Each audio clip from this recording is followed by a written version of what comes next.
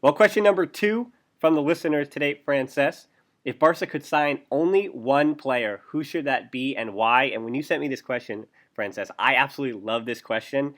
And we actually had a laugh quickly before air because you asked me if I had Verratti, of course, the PSG midfielder, and I didn't put him on my list because I knew that you were going to put him on your list simply because that's the guy that I think everyone is pining for. Definitely. Marco Verratti has to be the number one choice for the signing this summer. Um, there's if there is one thing that Barca's missing right now is quality of midfield moving forward, which, to be honest, is sort of crazy to say after years of excellence with Xavi, Iniesta, and Busquets in the middle. However, Xavi is, as we said last week, earning some money in Qatar while he pretends to play some football.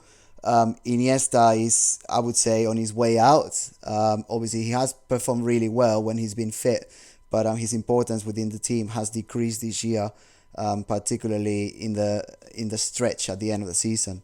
So yeah, we need some creativity in the middle. We need someone who can learn from Iniesta in the, I would say, 2-3 seasons, if that he's got left.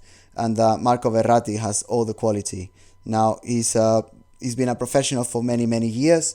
He now plays for Paris Saint-Germain, and he's key in Italy. He has gotten lots of awards throughout his career. He was identified as a youngster who was one of the most promising in Europe.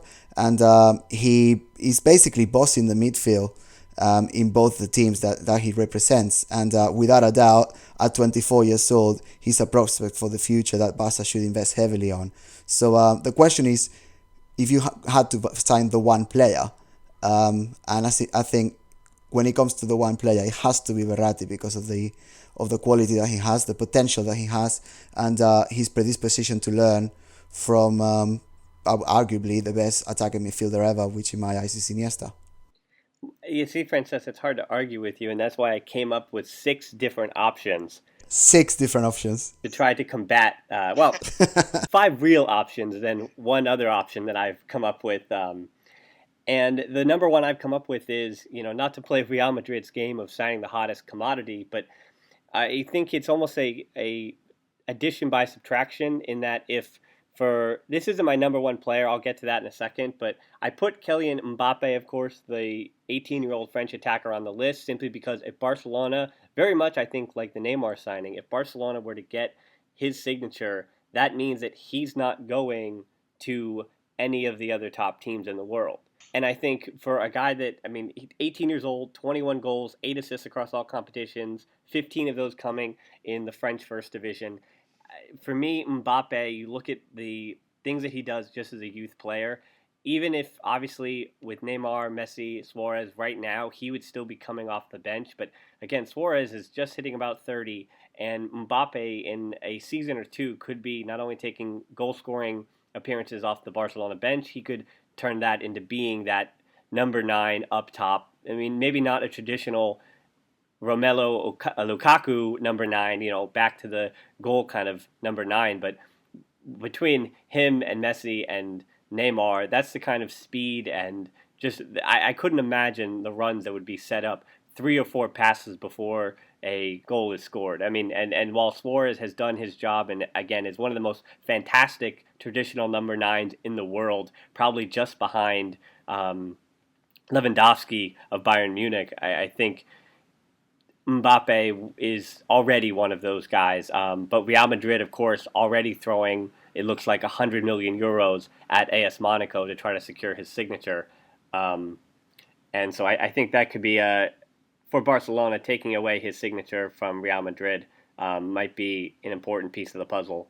Yeah, probably. I would say with Mbappe, I think if I was him, I would just stay at Monaco, and I would just learn my trade in there, grow as a confident player, and try and hold on for the money for at least another season. If he came to Barca, as you said, he wouldn't be starting. And at this stage in his development, I think the most important thing for him is to prove himself, to establish the great year that he's had, and continue to grow. Having said that, I think that before he comes to Barca or Madrid, I think he'll have a stint in England first. Players like Pogba, and players that have moved to the Premiership have proven themselves. And I do see it as a step forward from Monaco, but I would say in order to succeed at Madrid or Barcelona, you have to have proved yourself elsewhere rather than Monaco at this point. And speaking of proving elsewhere, my actual number one pick for this one was actually Thiago Alcantara. Right. He was my number one pick simply because I know Verratti was a good choice, but Alcantara, for the first time, really, he was almost completely healthy all season long, playing for Bayern Munich. 9 goals, 8 assists in the Bundesliga, Champions League, in the DFB Pokal. He hit 91% of his passes, which again just tells you that he has the Barcelona DNA because he was raised in the Barcelona system. And this year, not only was he fantastic offensively, as in spraying things forward and helping Bayern Munich go forward, but his defensive abilities this year were really what was showing out, and that shows the maturity in his game. And that's something that I guess you could credit Bayern Munich for helping him round out the defensive part of his skill set.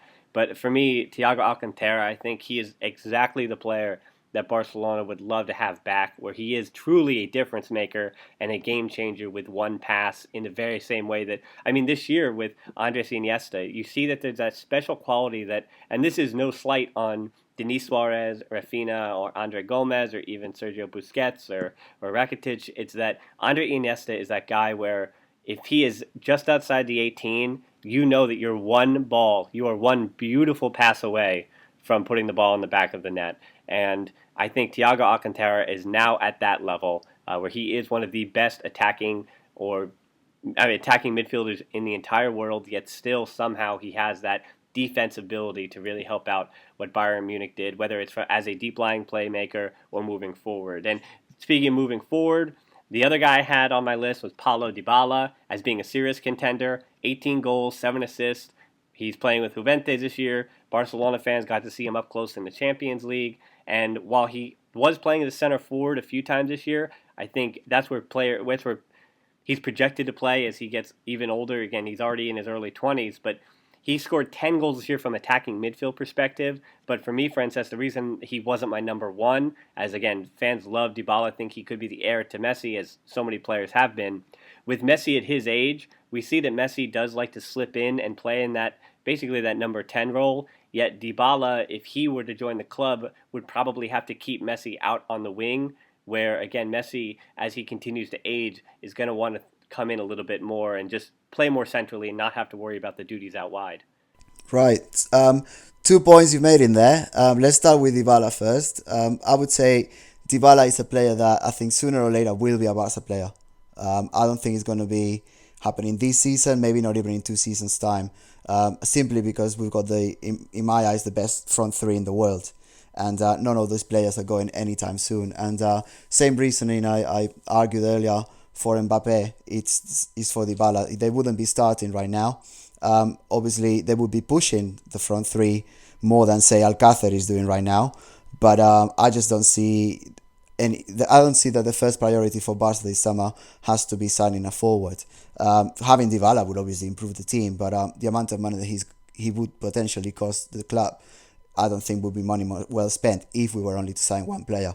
But definitely one for the future. Now, in terms of Thiago, this is quite a sort of Catalan thing. We don't necessarily like players who leave us.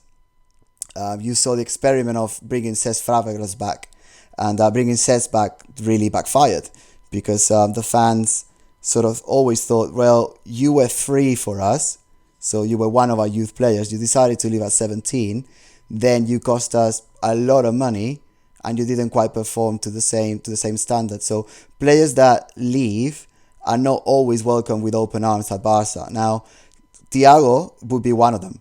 Thiago, when he left us, could have very easily stayed. He made use of a clause, a sort of hidden dark clause in his contract to leave. I believe he cost 25 million euros for Bayern Munich at the time to leave when Guardiola took the team.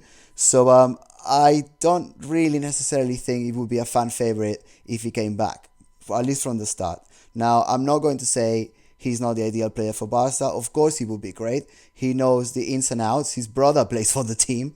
and that would be an incentive for him to come back. But I just don't see that people at the Camp Nou would welcome, say, paying more money than when he left us for a player that was initially ours. Well, moving forward, I think I can agree with all those things. That's why, again, Verratti, you only had to mention one, and you had kind of won the argument and the debate because Verratti is the guy that everybody wants. I've got three more options for you, two serious ones, both of them being German. We've got two young German midfielders on my list. Joshua Kimmich, from another Bayern Munich midfielder. He's on my list because at 21 years old, his versatility. He scored 10 goals this year, and he really was never anywhere closer to the goal than just a direct center midfield position. He didn't even play attacking midfield. He was merely a center midfielder or a defensive midfielder, or he played at center back or right back. And we look at the Pep Guardiola era, that kind of versatility, and particularly at the level that Kimmich plays at. I mean, again, and he's the kind of guy that I think would just fit perfectly into what Barcelona are trying to do. However, with Kimmich, his style is more... There is not that Barcelona flair. It has a very much German, distinct, straightforward, no nonsense style to it. Very much like a Thomas Müller. I mean, they are teammates for Bayern Munich, but for Kimmich, I think where that is positive is that I think that German edge, that attitude that seems to be permeating through world football right now. I think that it would be an important piece. I mean, yes, he'd work well with Ter Stegen, of course, both being German-speaking, and particularly on that back line. But for Kimmich, I think adding that would be a positive to the Barcelona mindset. But again, the negative would be that it could backfire, and that those kind of players that don't necessarily look like they prototypically fit the Barcelona mold, they wind up oftentimes not fitting the Barcelona mold. That's why the other German I have on my list is 21-year-old defensive midfield Julian Weigl of Borussia Dortmund. I mentioned him last week. He hit 90% of his passes this year. He only had one goal in the Champions League, but he dictated play, and he was the reason Dortmund were able to play the way they did. And you can't tell me that Dortmund didn't play with plenty of flair, because Weigl really just was tidy. He did everything he had to, very unselfish, very much a Sergio Busquets type, and I think Weigl does have that Barcelona flair with his passes that I think he could be the heir apparent to Sergio Busquets eventually. Yeah, I think with German players, if they've already broken into the first team in their respective clubs, then at their age, at 21, I think they should establish themselves there. Why at 21, having been given the chance to start for Bayern Munich, why would you want to leave? I just don't really see that happening. Now, I'm not saying they wouldn't adjust to our system, but Barca is all about, as you sort of are explaining, it's all about feeling, it's all about understanding the system, it's all about continuing. Now, as I said before, I am quite concerned when Iniesta leaves, what's going to happen? You know, who's going to take the baton? Obviously, you've got Busquets, but he's more defensive. He can build, he can create, but he's the most sort of defensive out of the Xavi, Iniesta, Busquets triangle that made us excellent and beloved around the world. So I think someone like Verratti or someone creative along those lines is what we definitely need. Now we've got Rakitic, but Rakitic has got a more sort of defensive edge to his game as well. So I think someone who can continue to be creative and continue to push forward is what we need. And as for the two very talented youngsters that you mentioned from the German league, I would think the one that's at Bayern Munich should stay, and the one in Dortmund is probably going to end up signing for Bayern Munich anyway. As most good young Dortmund players do. Well, speaking of young Dortmund players, I have my one not serious one, Frances, for you, and you might hear a little bit of bias in this. My pick would be Christian Pulisic. Right. And can you guess why I would pick Christian Pulisic, other than that he's American? I've got no idea. No, it's because he's an American. Yeah, of course. An 18-year-old American winger. Now, obviously, from a serious perspective, I would say that it would be detrimental to Pulisic's career if he were to go to Barcelona at this point, as most I think 18-year-old wingers would, particularly a guy of his ilk where he needs to become a starter for Dortmund every game, which he started over half the games this year for Dortmund as an 18-year-old. Again, he was a semifinalist. He had a fantastic game against Real Madrid, which endears him to Barcelona fans. A wonderful assist on a goal that, who was it? It was Schürrle. That's it. It was Schürrle that scored it. against Real Madrid in the group stage. So for me, Christian Pulisic, as an American, I would love to see him in a Barcelona uniform, of course. That would be the quickest jersey order I've ever made. But I think at this point, as an 18-year-old, it's just not time for him yet to make a dangerous move like that. And I think even for American fans, now not to go off on a Christian Pulisic tangent, but he's even linked to Liverpool, and I think that's not even ready for him yet. I think, as you were making mention, most players that, again, aren't necessarily already Spanish speaking and aren't from Spain and don't necessarily even know the Barcelona system, it's dangerous for players from 18 to 22 to 24 years old to make those big jumps and have to compete for time with the likes of Messi and Neymar. And it's very detrimental to their careers. Exactly, and that's the point. It's the competing for time point that basically closes the argument. If you are going to be a starter, if you want to at one point be a starter for Barca, then you have to be a starter wherever you are in the world right now. And even if you're starting for, say, Liverpool or Juventus or any of the teams that we mentioned, that doesn't necessarily mean you're going to make it at Barca. Look at Arda Turan, for example. Arda Turan was a regular starter, arguably the star in Atletico Madrid, who got really far, obviously winning the league and in the Champions League as well, reaching two finals. Then he's not even in the question for arguably the fourth striker.